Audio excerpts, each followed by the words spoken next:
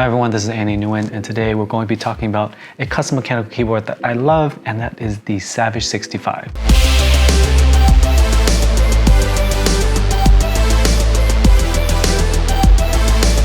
I know that some of you have been a little bit confused with all the custom mechanical keyboard content that has been going up on the channel, but recently I've gotten into that little facet, a little niche of tech, going into that hobby really hard, really deep, and really fast. And I started with just getting the Ducky 1.2 Mini and then trying other pre-built boards, but I quickly got into the world of custom boards. What I mean by custom is you buy the case, it usually comes with a PCB and a plate, but you customize your switches, you modify your own stabilizers, and you buy your own keycaps. That whole world is so deep and so vast, but I'm really excited to share some of that with you today. And I know the content has been a little strange to just go from product reviews into sound tests and switch comparisons, but hopefully today's review kind of solidifies my role in this space. So this board is made by Cannonkeys.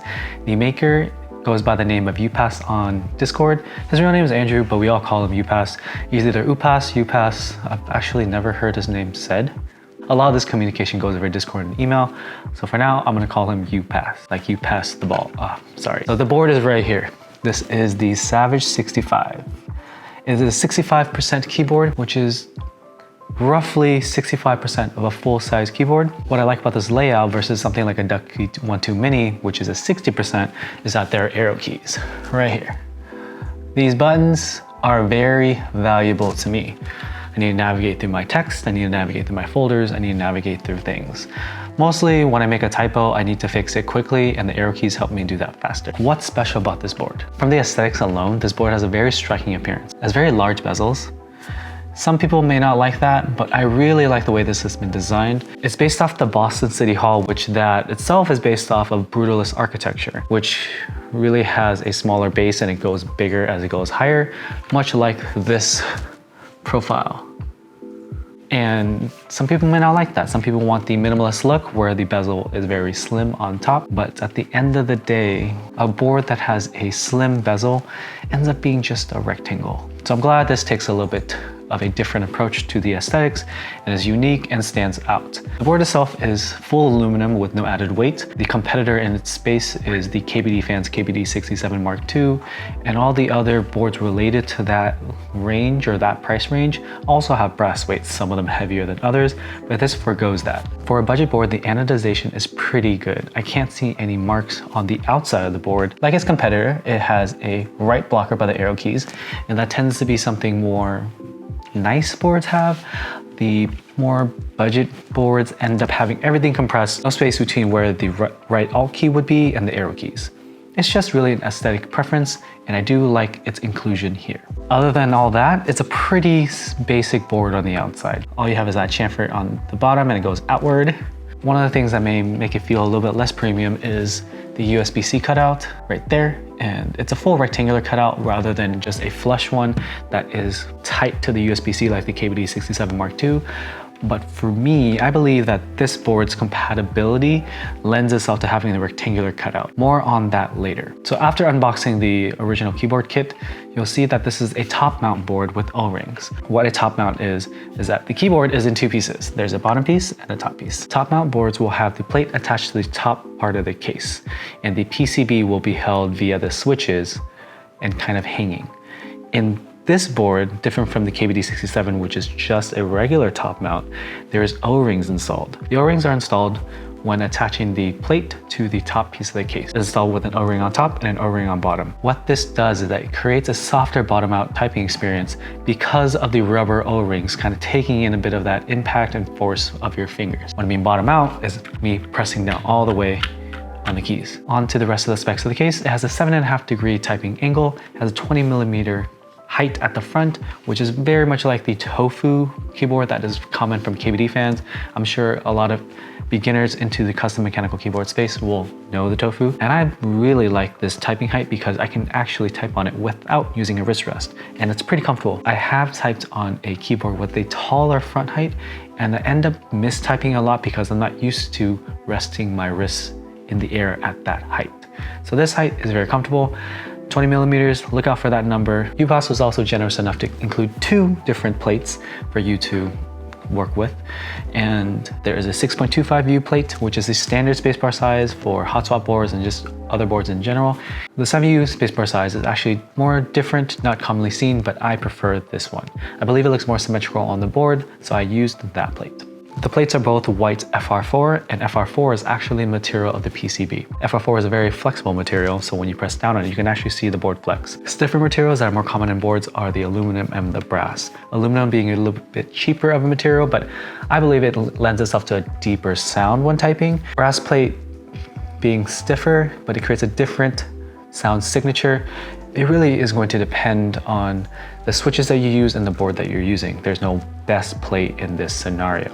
But I really like the FR4 plate because of the softer bottom mount experience that is achieved by the flexible plate. It's just my personal preference, but I do like the typing experience and the sound that comes out of it. But I have found that it tends to eat up a bit of the sound that comes out of switches. I believe that part of the fun of custom mechanical keyboards is the actual sound of the switches in the board that you use. Having that sound get eaten up by the flexible plate, it's a little bit of a downside for me. I know this because I was testing a bunch of switches in this board to get a really good feel of what my preferences are. So I use tactile switches, I use linear switches of various brands, lube them differently, film them. There's a whole bunch of combinations that I've tried. And overall, I do feel that the FR4 eats up the sound.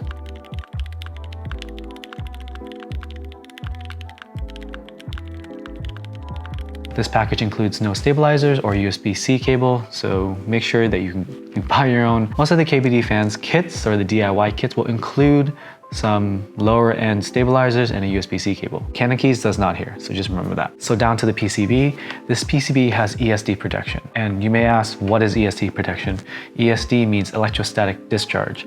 ESD protection means there are design elements in the PCB that help ground electricity before it damages the sensitive electrical components of the PCB. So this may be something near the USB-C port or the USB port to stop the electricity from going to the rest of the PCB, or just other elements in there. I've had issues with other boards, especially the older versions of the PCBs from KD fans, having static shock just shock the board, turn it off. You can short it, you can fry it. Shorting is not as bad as frying. Shorting means some keys are just not working and you kind of just test it by taking it out, trying to see if it's fully fried or not. Fried is when you press a button and different columns get hit, and when you take it out, it's still broken. So let's try not to do that. Even if you have ESD protection in your boards, it's not foolproof. So I always advise to use fiber insulating washers in these stabilizers to help kind of mitigate the possibility of your PCB getting damaged. I have not had any issues with static electricity ever since I started using this 2 months ago, and it's been a really reliable PCB. In terms of compatibility, I mentioned it before,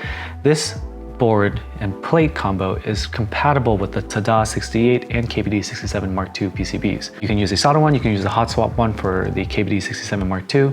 And the only thing I need to mention is that the plate for the 6.25U does not work fully with the KBD 67 Mark II hot swap PCB. You have to do a little bit of modification to the plate so that stabilizer will pop through. And this is because the KBD 67 Mark II hot swap PCB uses a flipped enter stabilizer, so the plate doesn't fit. The solder PCB works fine, so don't worry about that. But for the hot swap, just take a file or sand it down. Just make some space for the enter stab and you'll be fine. I did this really quickly with the drill. I just opened it up a little bit and it popped through fine, and I've been using it reliably ever since. UPass intended this board to be used with polyfill to achieve the desired sound that he designed. I personally didn't like using polyfill, especially when I was using a hot swap PCB, because I was always taking the PCB out.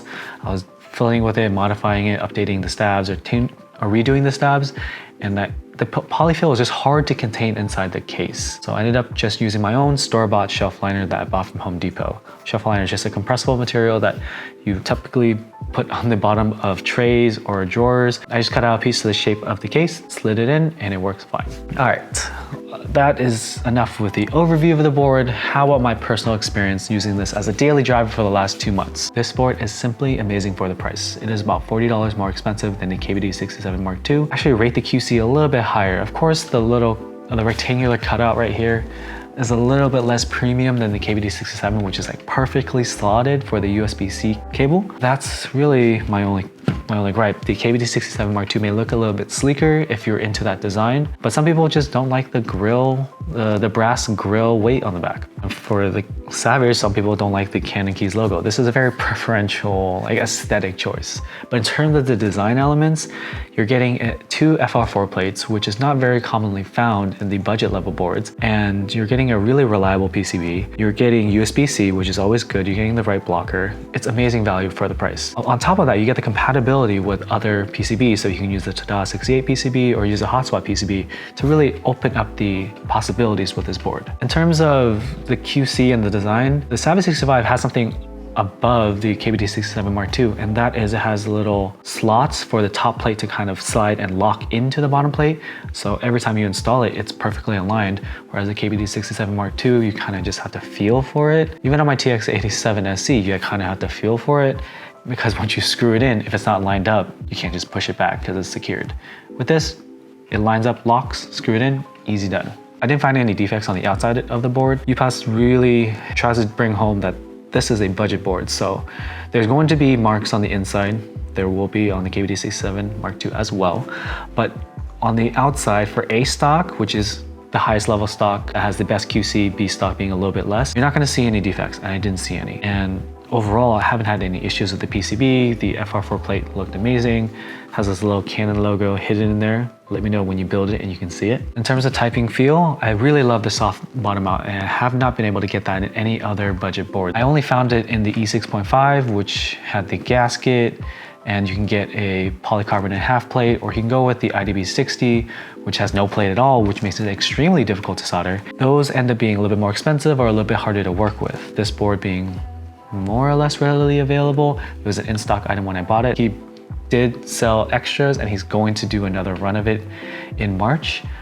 It's a pretty solid board. Of course, with the FR4 plate, it feels a little bit like it's muting the sound, and some people may want a more clacky experience. But one of my favorite typing tests was using Holy Pandas in this board, because it really brought down the decibel amount of that switch being a very loud switch. Made it tolerable until my fiance yelled at me. But for the time I was using it, it was really fun, and it sounded more pleasant to my ears. The USB-C compatibility is also nice. A few of my other boards are more old school design, having a mini USB. I want to move to USB-C everything, because I can, if in a pinch, if I forgot my cable, I can just use my headphone cable or any other charging cable that I have on hand. For the isolation mount, the O-rings are a little bit annoying to deal with if you're using this as a hot swap board with that PCB. If you're only doing it once and soldering it in and screwing it in and being done, the O-rings are just going to be annoying once, so it may not be a con to you. But for me, I was trying to do the hot swap thing and just explore different switches, so it bothered me a little bit more than it would bother someone else. And of course, the biggest gripe of all with this board is the aesthetics is love it or hate it. You know, you got that forehead design with the thick bezels. At least it has the right blocker, and there's no weight. There's nothing shiny on the back. I know some people really love their shiny brass weight on the back. I just like something that types well and sounds good and feels good. The Canon logo is on the back on this board, and I prefer that because UPass tends to be a little bit forward with his logo. He makes great boards, but some people don't like seeing the logo. So for this situation, having on the back, I'll accept that. Overall, UPass really hit a home run with this budget board. And you can tell, at first, no one really knew about it when I bought it. It was stayed up for a few days. And that's pretty wild in this game of custom mechanical keyboards, because usually things sell out instantly. But when he brought it back for extras in a month or two later, they sold out in seconds. It was a hot commodity. People were reselling on the market for way too much money. And now they're demanding it to come back, and there's been so much demand that he's actually doing another run. So this board overall, I highly recommend.